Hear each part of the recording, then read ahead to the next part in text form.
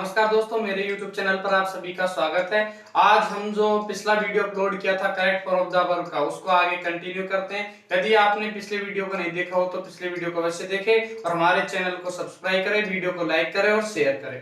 तो देखो, कल पिछले वीडियो में पढ़ा था कि प्रेजेंट इंडेफिनिट टेंस जो होता है उसकी हेल्पिंग वर्ब्स पढ़ी थी कि हेल्पिंग वर्ब क्या होती है, उसकी वर्ब की फर्स्ट फॉर्म या वर्ब फर्स्ट में एस या यस साधारण वाक्य की। नकारात्मक क्या पढ़ी थी, डू नॉट या डज नॉट। प्रश्नवाचक की अपन ने पढ़ ली थी डू या डज। ये तो वाक्य की थी, ये तो अपन ने बात की थी साधारण वाक्यों की। अब एक्टिव वॉइस वाले वाक्यों की। अब हम बात करेंगे पैसिव वॉइस वाले वाक्यों की। तो पैसिव वॉइस वाले वाक्यों की मैंने आपको हेल्पिंग वर्ब बताई थी इज या एम या आर प्लस वर्ब की कौन सी फॉर्म, थर्ड फॉर्म। और ये भी मैंने बता दिया था कि पहचानेंगे कैसे कि कोई वाक्य कब तो एक्टिव वॉइस का होता है और कब पैसिव वॉइस का होता है। तो मैंने बताया था कि जिस काम में कर्ता कार्य स्वयं हो, जिस वाक्य में कर्ता स्वयं कार्य करे वो तो एक्टिव वॉइस का होता है, और जिस वाक्य में कर्ता स्वयं कार्य नहीं करे वो किसका होता है, पैसिव वॉइस का होता है। मैंने पिछले वीडियो में आपको इसके कई सारे एडवर्बियल्स दिखा दिए थे। आपने यदि पिछला वीडियो नहीं देखा हो तो उसे देख ले। और अब हम आगे इसमें प्रारंभ करते हैं।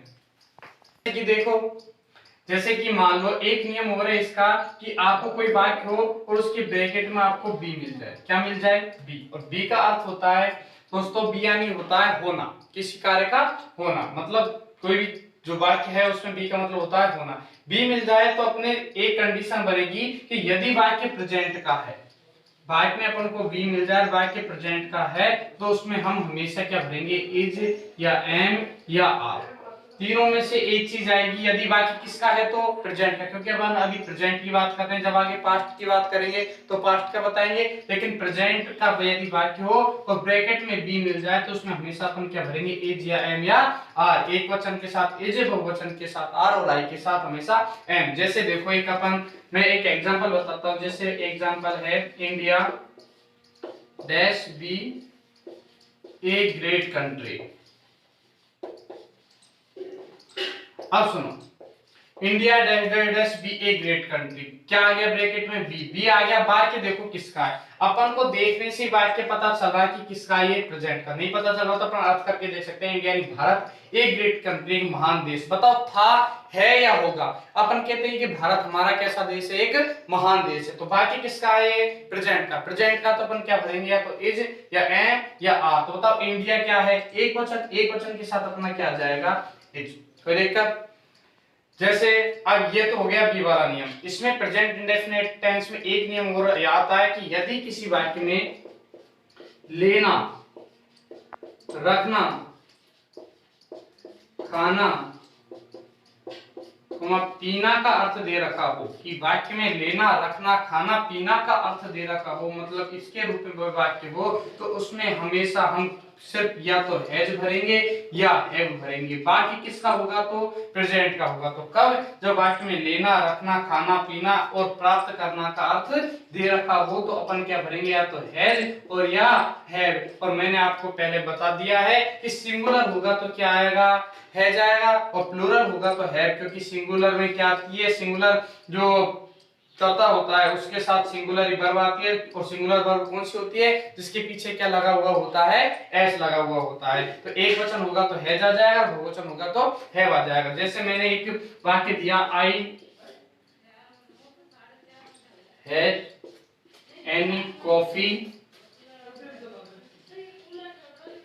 डेली, ये वाक्य। और मैं ये हैज, दूसरा ऑप्शन एम हैविंग, तीसरा डज नॉट हैव, और चौथा ऑप्शन है डू नॉट हैव। देखो, ये I dash has any coffee daily, ये इसमें वर्ब दे रखी है। और मैंने भी बता दिया लेना, रखना, खाना, पीना, प्राप्त करना का अर्थ तो क्या भरते हैं अपन, हैज या हैव भरते हैं। अब बताओ आई कौन सा अपना करता है, आई कौन सा करता है। अब इसके लिए अपन जानते हो नहीं जानते तो मैं बता देता हूं कि जो भी ही, सी, इट, कोई भी नेम हो और कोई भी सिंगुलर शब्द हो, वो हमेशा अपन सिंगुलर में ही लेते हैं, है ना। मतलब नेम हो तो वो हमेशा किस में लेते हैं, अपन सिंगुलर में लेते हैं। और आई, वी हो, यू हो और दे हो, वो हमेशा कौन से सब्जेक्ट में लेते हैं, अपन प्लूरल सब्जेक्ट में लेते हैं। दोबारा समझना कि ही सी इट नेम हो वो हमेशा कौन से सब्जेक्ट में आता है, सिंगुलर सब्जेक्ट में आता है। आई वी यू दे किस में आता है, प्लूरल सब्जेक्ट में आता है। लेकिन एक बात ध्यान रखना कि आई ऐसा है जो कभी कभी सिंगुलर में भी आ जाता है, वो किसके साथ, ये हमेशा वाज के साथ किस में आता है, सिंगुलर में आता है। आइए एक अपवाद है यहाँ पर कि वाज आए, यदि मान लो वाज या वर में से आई के साथ लगाना हो तो उसमें क्या लगेगा, वाज लगेगा। तो इस बात को ध्यान रखना कि ही सी इट नेम हो वो तो सिंगुलर सब्जेक्ट होते हैं, आई वी यू दे हो वो प्लूरल सब्जेक्ट होते हैं। लेकिन जो वाज या वर में से यदि कंडीशन में से लगाना हो तो उसमें आई के साथ क्या आएगा, हमेशा वाज आएगा। अब इस वाले वाक्य को देखो, I dash has any coffee daily. इसमें लेने का अर्थ है कि मैं रोज कॉफी लेता हूं नहीं लेता हूं, जो भी है। अब सुनो, पहला आई के साथ क्या आएगा, अपन जानते हैं कि प्लूरल सब्जेक्ट में लेते हैं क्योंकि वाज या वर में से तो ये है नहीं, तो प्लूरल में लेना तो हैज तो आएगा ही नहीं। अपन चार ऑप्शनों की बात कर लेते हैं। दूसरा एम हैविंग, इस ऑप्शन को देखते हैं। पहली बात होता है इसमें कौन सा शब्द आ गया, डेली शब्द आ गया। डेली शब्द आ गया तो ये किसका है, प्रेजेंट इंडेफिनिट का। प्रेजेंट इंडेफिनिट का तो दूसरी बात लेना रखना खाना प्राप्त करना की बात हो रही है, तो एम और आईएनजी का तो कोई कंसेप्ट ही नहीं है।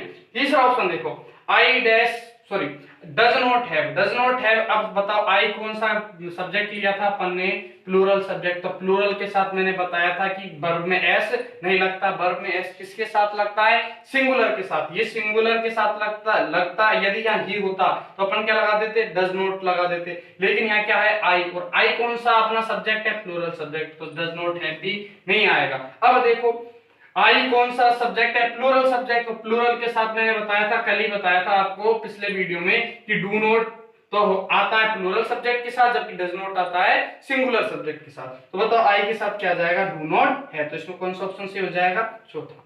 ठीक, देखो अब बच्चों हम इसके कुछ एग्जांपल देख लेते हैं। जैसे मान लो ये वाक्य है,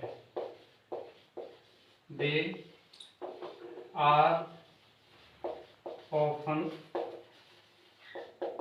telling a lie।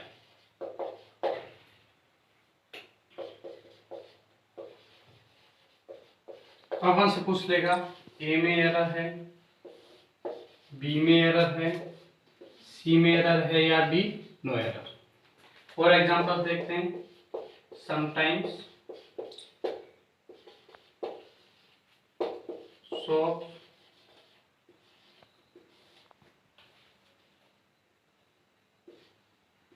मान लो ये क्लोज हियर। इसके चार ऑप्शन दे दिए, आर क्लोजिंग, दूसरा दे दिया closed,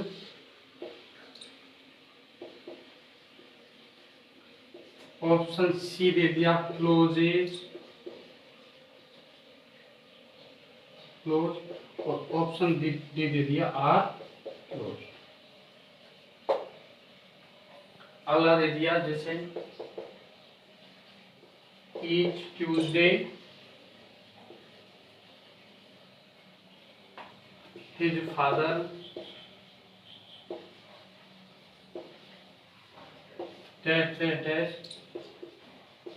take him to temple.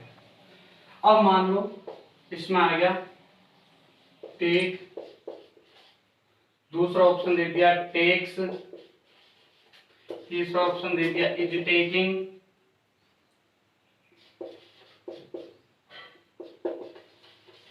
चौथा ऑप्शन दे दिया टुक।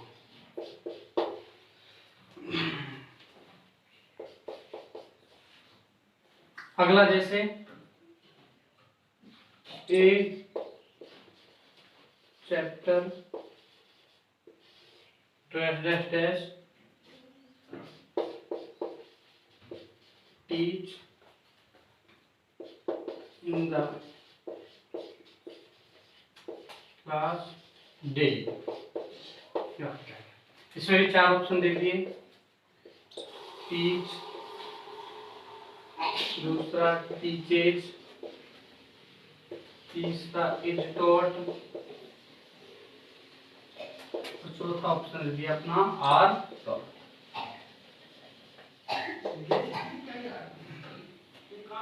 देखो पहला वाक्य है they are often telling a lie no error. अब अपन को इसमें एरर बताना है कि ए में एरर है, बी में एरर है, सी में एरर है या डी में एरर है। तो देखो ए दे, इसमें अपन को कोई एरर दिख नहीं रही। बी देखो ये आर ओपन टेलिंग। अब बताओ ओपन शब्द किस में आता है, अभी अपन ने पढ़ा प्रेजेंट इंडेफिनिट में। और प्रेजेंट इंडेफिनिट टेंस की हेल्पिंग वर्ब क्या होती है, वर्ब की फर्स्ट फॉर्म या वर्ब फर्स्ट में एस या ईएस। साधारण वाक्य होगा तो नकारात्मक होगा तो डू नॉट या डज नॉट, प्रश्नवाचक होगा तो डू या डज, और पैसिव वॉइस वाला वाक्य होगा तो आर प्लस वर्ब की थर्ड फॉर्म। लेकिन ओपन में आर प्लस आईएनजी आने का कोई कंसेप्ट ही नहीं है। तो बताओ इसमें एरर किस में है, बी वाले में। यदि ये होता ये, अब ये पूछे सही कैसे होता, तो ये सही ऐसे होता they often tell a lie. दिक्कत किसी को, तो इसमें एरर किसमें हो जाएगी, बी में। दूसरा देखो sometimes shop dash close here. Sometimes किसका आ गया, ये दोबारा प्रेजेंट इंडेफिनिट का, कि समटाइम्स यानी कभी-कभी, शॉप्स यानी दुकानें, क्लोज यानी बंद रहती है, यानी यहां पर। अब तो समटाइम्स आ गया प्रेजेंट इंडेफिनिट का। दूसरा वाक्य देखो ये एक्टिव वॉइस वाला है या पैसिव वॉइस वाला, ये अपन को पहले देखना। तो बताओ शॉप्स यानी दुकानें, क्लोज यानी बंद होती है यहाँ पर। अब बताओ दुकानें बंद की जाती है या खुद ही बंद हो लेती है। तो हम जानते हैं कि दुकानें खुद ही बंद नहीं होती, दुकानें बंद की जाती है। तो कोई काम किसी के द्वारा किया जाए तो वो किसका होता है, वाक्य पैसिव वॉइस का। और पैसिव वॉइस में मैंने आपको बता दिया कि पैसिव वॉइस में हमेशा वर्ब की कौन सी फॉर्म आती है, थर्ड फॉर्म। तो पहले तो उन ऑप्शंस को इसमें से हटा दो जिसमें वर्ब की कौन सी फॉर्म नहीं है, थर्ड फॉर्म नहीं है। तो देखो आर क्लोजिंग, एक तो ये गया, एक ये गया। अब इन दोनों में संशय है कि हाँ हो सकती है, क्योंकि क्लोज की सेकंड भी क्लोज होती है और थर्ड भी क्लोज होती है। अब वाक्य को देखो, वाक्य किसका है, प्रेजेंट इंडेफिनिट टेंस का। प्रेजेंट इंडेफिनिट टेंस की पैसिव वॉइस क्या होती है, इज या एम या आर प्लस वर्ब की थर्ड फॉर्म। तो उसको भी हटा दो जिसमें क्या नहीं है, इज एम आर नहीं है। तो बताओ इन दोनों में से किसमें नहीं है, बी में नहीं है। तो आंसर अपना क्या बच गया, आर क्लोज। कोई दिक्कत किसी को, इसमें अपन क्या भर देंगे, आर क्लोज। तीसरा वाक्य देखो अपना, तीसरा जो एग्जांपल है ईच ट्यूसडे। इसमें क्या आ गया, ईच प्लस टाइम। मैंने बताया था ईच या every plus time. Each plus time his father dash take him to temple. अब बताओ ईच प्लस टाइम आ गया, बाकी किसका है, प्रेजेंट प्रेजेंट इंडेफिनिट का, एक्टिव वॉइस का है या पैसिव वॉइस का। तो देखो हिज फादर यानी उसके पिताजी, टेक यानी ले जाते हैं, हिम यानी उसको, टू टेंपल यानी मंदिर। तो ये तो एक्टिव वॉइस का, वो खुद काम कर रहा है, खुद काम करे तो एक्टिव वॉइस का। तो हमको पहले तो एक्टिव वॉइस का वाक्य किसका है, प्रेजेंट इंडेफिनिट का, प्रेजेंट इंडेफिनिट का, एक्टिव वॉइस का। तीसरी बात कैसा वाक्य है, साधारण वाक्य। तो दिमाग में क्या जाएगी, या तो वर्ब की फर्स्ट फॉर्म या वर्ब फर्स्ट में एस या ईएस। बताओ हिज फादर क्या है, एक वचन है, एक वचन है तो एक वचन के साथ क्या आता है, वर्ब फर्स्ट में एस या ईएस। तो देखो ये खाली वर्ब की फर्स्ट फॉर्म, ये तो आएगा नहीं, क्योंकि कौन सा अपना कौन सा जो सब्जेक्ट है सिंगुलर, ये आएगा नहीं। इस पे बात करते हैं, is MR plus verb first में आईएनजी, ये भी नहीं आएगा। टुक ये वर्ब की सेकंड फॉर्म में, ये भी नहीं आएगा। और ये क्या है, वर्ब की फर्स्ट फॉर्म में क्या लग रहा है, एस। तो इसमें कौन सा ऑप्शन आ जाएगा, ऑप्शन नंबर 2।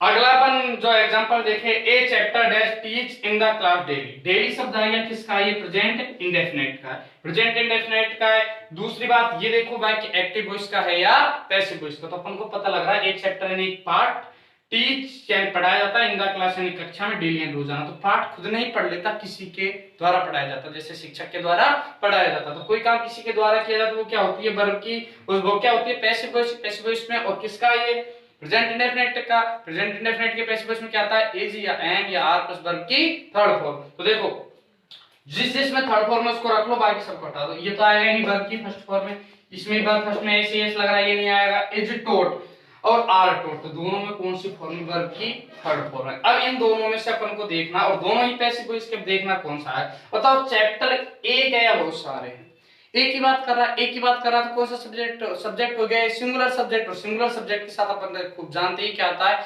इज। तो इसमें बताओ कौन सा ऑप्शन आ जाएगा, इज टॉट। तो इसमें अपन क्या बताएंगे, इज टॉट। आज के लिए इतना ही दोस्तों, बाकी का अगला पार्ट अगली वीडियो में अपलोड किया जाएगा। यदि आपको वीडियो पसंद आई हो तो वीडियो को शेयर करें, लाइक करें, और यदि आप हमारे चैनल पर नए हैं तो चैनल को सब्सक्राइब अवश्य करें। धन्यवाद, राम राम।